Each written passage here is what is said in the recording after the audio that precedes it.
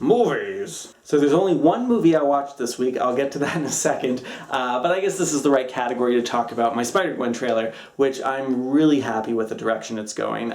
Pretty much the short version of what happened here was through Nick Douglas, who I worked for at Slackatory, making mashup videos and that kind of stuff is a cool little freelance thing. He hooked me up with some people over at Vulture, New York Magazine, who want similar kind of mashup remix videos to what I was doing over there. And so my first assignment was make a fake movie trailer for Spider-Gwen, which is a very popular comic book series right now that basically posits what if Gwen Stacy, instead of Peter Parker, had been bit by a radioactive spider, and what would that mean? And so there's this whole thing with, Peter Parker becoming like essentially Killer Croc. There's a really interesting dynamic, of course, between Gwen Stacy and her father. There's some weird alternate reality stuff going in there. Peter Porker, the pig Spider-Man. Anyway, so I started making this trailer and was happy with the direction I was going, but it's like, I'm just using footage from The Amazing Spider-Man and then actually narration from the movie Easy A, because it's Emma Stone there talking, so that's good. But then there's like, you really can't have a trailer that really feels like it's for a different movie unless you have the suit. And so the guys at New York Magazine were like, yeah, well, let's get a suit done. And so, of course, Julianne Cancalosi, who was in my play, Dystopia PL, last year, is a cosplayer along with her friends and her partner Beryl, and they make incredible costumes. So they're working right now on a Spider-Gwen suit, which we're going to be filming next week over at Bravo Media Studios, which is I've been doing like my Late Night with Stephen Colbert stuff. They have fantastic green screen studios, so they were nice enough to offer us to let us use those studios for free. The guys at New York Magazine have a fantastic camera, like a Canon S600 or something like that, which is beautiful. I think we're going to be shooting like 4K, and that'll be wonderful. And what I'm going to do now is I'm going to take that footage of Julianne dressed up in the Spider-Gwen outfit, and I'm going to put it into the trailer at moments where you have Spider-Man. And so the trailer, which was really just like a short, 1 minute thing that I turned in like a month ago, and hadn't had much time to work on after that, it didn't really, I thought it was a great seed of something, but for the guys in New York Magazine, it didn't really sell them the idea, and they're like, no, we'll just pay you a kill fee, and that's it for this. And I was like, no, give me a chance. I think this could be really cool. And so, thank God, the new trailer I gave them, which is more like 2.5, maybe 3 minutes, that sold it to them. They're like, this is fantastic. This is exactly the direction we want to go. Here's a few little edits you can do, all exactly the kind of thing I want to do, but it's really looking good. I went through stuff through Birdman, which also helped, in addition to more Easy A stuff, and there's some great footage there. Of course, Birdman, one of the main bad guys, I think one of the only bad guys in the Spider-Gwen comic book series so far is the Vulture, Adrian Toomes, which it was rumored is going to be played by Billy Zane in the new Spider-Man movie, the reboot with Teenage Spider-Man, which was kind of a crazy coincidence, but I thought, oh yeah, I can take this footage from Birdman with the Birdman outfit and kind of cast that as the Vulture. There's not quite enough to really make it seem like an important part of the trailer, but it's a cool little hint.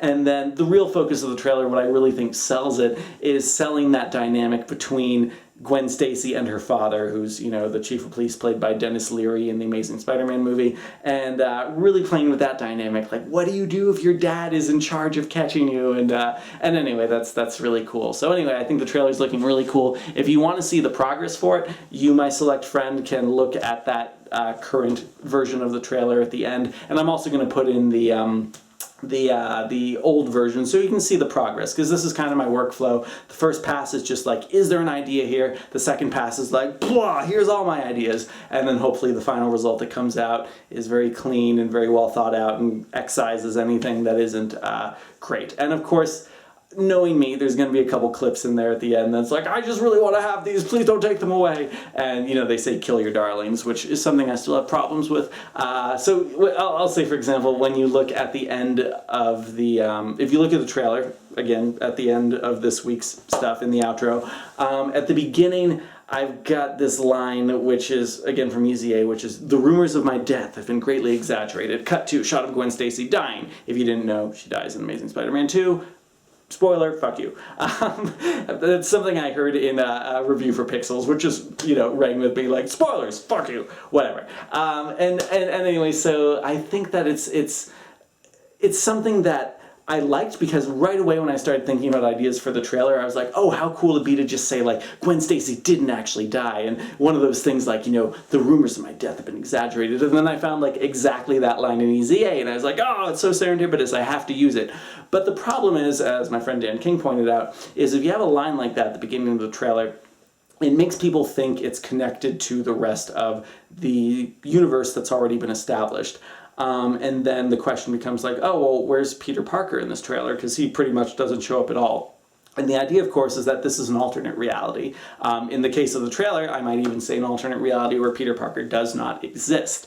And so, yeah, it's like, how do I really help that come across? So here's one of those darlings I think I have to kill. As much as I like that opening line, the rumors of my death have been greatly exaggerated, I think I should just cut that. Maybe the footage stays the same, maybe there's a different narration over that, but really I want to establish this as a thing unto itself, and hopefully most people who only saw the Amazing Spider-Man movies once won't even recognize most of the footage in the trailer, and they can kind of suspend their disbelief and just think this is a totally new movie. And that's my goal, and I hope it looks great. That's the Spider-Gwen stuff for now, and then next week we're filming, and that's going to be really cool to see.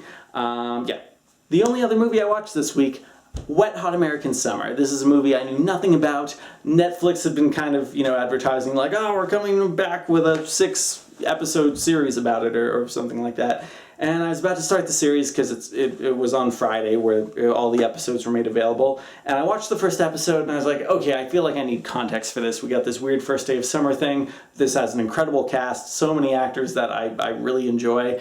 And so I was like, I need to go back and watch the original movie. So I watched the movie, and the movie, which came out in 2001, has all these actors: Amy Poehler, Bradley Cooper, Molly Shannon, etc., etc., etc. The guy that I know from Marry Me and In a World, big nose, very distinctive face, just a fantastic cast. The guy I know from Brooklyn Nine-Nine, so many great characters, and yeah, the original movie is all these guys who are already way too old to be playing camp counselors, and it's the last day, and this movie is just a giant mishmash, pish-posh of all these different comedy tropes. There's satire, there's slapstick humor, there's really goofy humor, there's physical humor, whatever. And it becomes more and more kind of absurd as the movie goes on. Like at the beginning, there's kind of some very standard, like, oh, I gotta get laid before camping's done, and oh, I gotta impress these people, we gotta put on this talent show, and it's the last day of camp. But then as the movie goes on, such an absurd number of things happen on this last day of camp that you really realize that more than anything, the movie is a parody of these kinds of teen comedy summer flicks.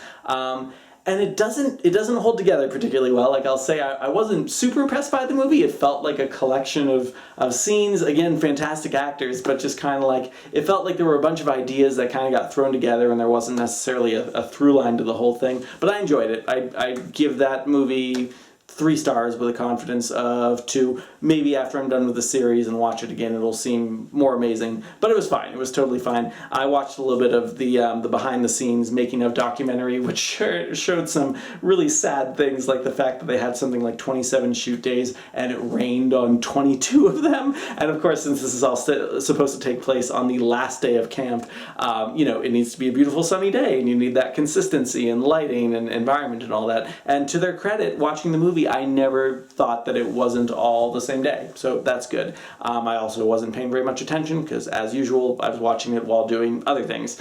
But yeah, the movie, was fine. The cast is the best part about it, no doubt, and so I think that's the real appeal of the show, the 6-episode arc, which also adds in new actors like Jason Schwartzman, for example. And anyway, it looks like fun. The first episode it's the first day of camp. The humor here, besides having a fantastic, very comedic cast, is the fact that we're going back to the first day of camp, so it's actually a prequel. So these people who are now 14, 15 years older than they were when they first made the movie are now playing a younger version of the 16-year-old person they were supposed to be playing when they were already 30. So I think Amy Poehler's like in her 40s now, and now she's playing a 16-year-old. Anyway, it's really great, and the first episode was fine. It's not really great, I guess. It's fine. I like the cast, plenty of potential. I've only seen 1 episode. I will let you know how I feel about it when it's done. Right now I'm giving the whole TV series, oh, I'm in the TV section, how did I do that? Forget about it, we're in TV now. 3 stars with a confidence of 2.